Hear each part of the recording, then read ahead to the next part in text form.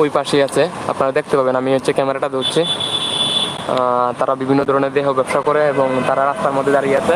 বিদেশের মধ্যে যারা টাকা দেয়, ধরেন 1,000-2,000 টাকা দেয়, তারা হচ্ছে এরকম রুমে নিতে পারে আর কি। এরকম কলকাতাও কিন্তু এখানে রয়েছে। জায়গাটা রিক্স, আমি একটু দেখানোর চেষ্টা করছি। আমাকে দেখে দূরে চলে গেছে, আমাকে দেখে তারা দূরে চলে গেছে। যে জুমটা যেটা করছি এটাই হচ্ছে এখানে রয়েছে।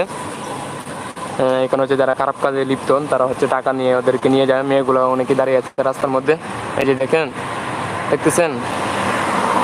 এই মুহূর্তে যে দেখছেন আমি যে জুমটা করছি এখানে কিন্তু তাদেরকে দেখানো যাচ্ছে, দেখছেন। আমাকে দেখে ক্যামেরাটা দেখে চলে যাচ্ছে। তো এই মুহূর্তে আমি যাই, এখান থেকে চলে যাই, কারণ এখানে রিস্ক হতে পারে, যেহেতু তারা খারাপ কাজে লিপ্ত। সেই হিসেবে আমি এখান থেকে চলে যাওয়াটাই সবচেয়ে উত্তম হবে। আর নয়তো হচ্ছে আমাকে বলে দিবে যে এখানে তোরা কি করছিস, কেন ভিডিও করছিস। যাই হোক, চলে যাচ্ছে।